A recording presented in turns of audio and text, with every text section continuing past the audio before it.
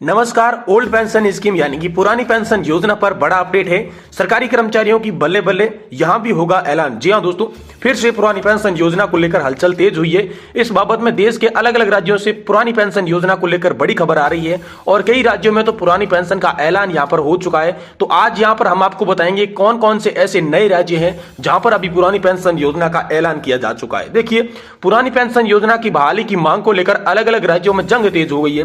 पिछले दिनों कर्नाटक में कर्मचारियों ने हड़ताल पर जाने की चेतावनी के बाद सरकार ने पुरानी पेंशन योजना को लागू करने का आश्वासन दिया था और इसके बाद महाराष्ट्र में सरकारी कर्मचारियों ने लंबी हड़ताल पर जाने के बाद राज्य सरकार ने पुरानी पेंशन योजना के बराबर फायदा देने की घोषणा की थी। पिछले करीब एक हफ्ते से महाराष्ट्र के सरकारी कर्मचारी जो थे वो पुरानी पेंशन योजना की मांग को लेकर हड़ताल पर डटे थे। इसी बीच महाराष्ट्र सरकार ने पुरानी पेंशन योजना के समान पेंशन या फिर उसके अंदर लाभ देने का निर्णय यहां पर किया था। साथ ही 5 राज्यों में हुई है ओपीएस की बहाली।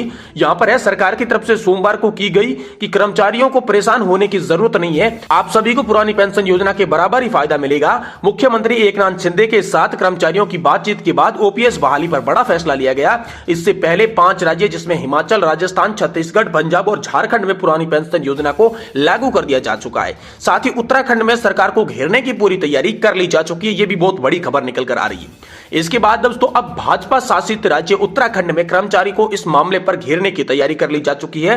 कर्मचारियों की तैयारी से मुख्यमंत्री पुष्कर सिंह धामी की टेंशन बढ़ गई है। पुरानी पेंशन बहाली राष्ट्रीय आंदोलन ने बजट सत्र में पुरानी पेंशन बहाली पर किसी भी तरह का फैसला नहीं लेने से नाराजगी जताई है और कर्मचारियों ने जल्द ही पुरानी पेंशन की मांग को पूरी नहीं होते देख हड़ताल पर जाने की यहां पर चेतावनी दे दी है। साथ ही संवैधानिक मार्च निकालने का भी यहां पर निर्णय लिया गया है। देखिए दोस्तों, एनएमओपीएस की मीटिंग में प्रदेश अध्यक्ष जीत मणि फेंजुअली और प्रांतीय महामंत्री मुकेश रतूड़ी ने कहा कि बजट में वित्त मंत्री प्रेमचंद्र अग्रवाल ने पुरानी पेंशन योजना को बहाल नहीं करने के लिए कहा था। राज्य सरकार के सभी कर्मचारी उनके बयान की आलोचना करते हैं। उत्तराखंड राज्य के 90,000 से भी ज्यादा सरकारी कर्मचारी पुरानी पेंशन को बहाल करने की मांग कर रहे हैं। बैठक में 16 अप्रैल को सभी जिला मुख्यालयों पर संवैधानिक मार्च निकालने का भी निर्णय लिया गया है। आपको बता दें कि पुरानी पेंशन योजना कर्मचारियों को आखिरी ड्रॉन सैलरी के आधार पर बनती है। इसके अलावा इसमें महंगाई दर बढ़ने के साथ डीए में भी बढ़ोतरी की जाती है और सरकार जब भी नया वेतन आयोग लागू करती है तो आपके वेतन और डीए दोनों में बढ़ोतरी का, पेंशन में भी ज्यादा बढ़ोतरी का पैसा दिया जाता है।